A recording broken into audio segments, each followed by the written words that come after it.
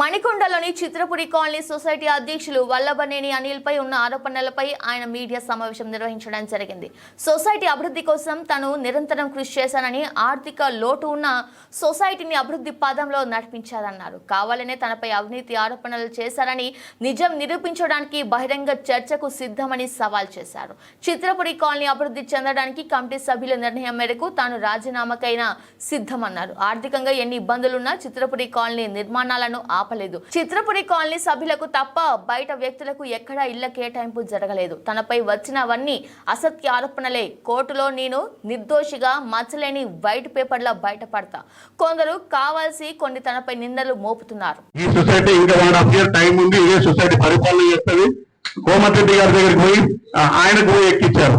మంచి మినిస్టర్, ఆయన investment minister, మన మినిస్టర్. ఆయనకు ఏం పోని ఆయనకు అన్ని కొత్త వచ్చాడు. వారి వల్ల సొసైటీ మనుగడ ఆగిపోవటం ఇవన్నీ కూడా జరుగుతూ ఉన్నాయి. వారికి ఒకటే నేను చెప్పేది, అంతిమంగా సొసైటీలో ఏ ఒక్క అంశాలైనా సరే 2 భాగాలుగా మేము పరిగణలో తీసుకుంటామండి. ఒకటి, సొసైటీలో సభ్యత్వం తీసేయాలంటే 2 ఉంటాయి. ఇక్కడ వారి ఫ్లాట్ క్యాన్సిల్ చేయాలన్నా సరే ఏంటంటే దానికి కారణాలు ఉంటాయి. ఒకటి, క్లియర్గా చిత్రపూర్లో సభ్యుడు జాయిన్ అయిన రోజు సభ్యుడే డైరెక్ట్గా డిక్లరేషన్ ఇస్తాడండి మాకు. మేము ఏ ఒక్క అంశాన్ని కూడా మేము ఇంతవరకు కూడా ఎప్పుడు కూడా బయట పెట్టుకోలేదు. ఎందుకంటే క్లియర్గా డిక్లరేషన్ పత్రం ఇస్తాడు, దాంట్లో క్లియర్గా రాస్తాడు.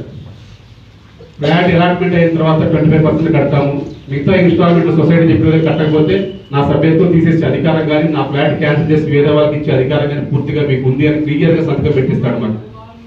మేము ఇప్పుడు కూడా ఆ పరపతి ఎప్పుడు ఉపయోగించలేదండి మేము.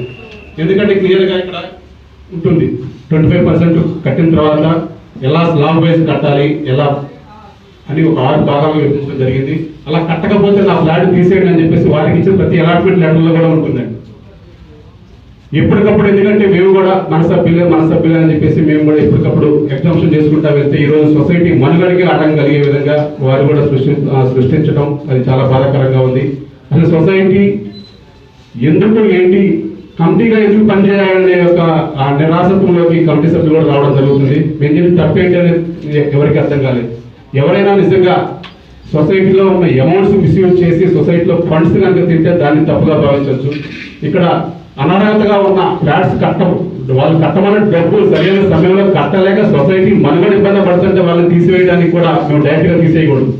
వాళ్ళకి నోటీసులు రాస్తాం.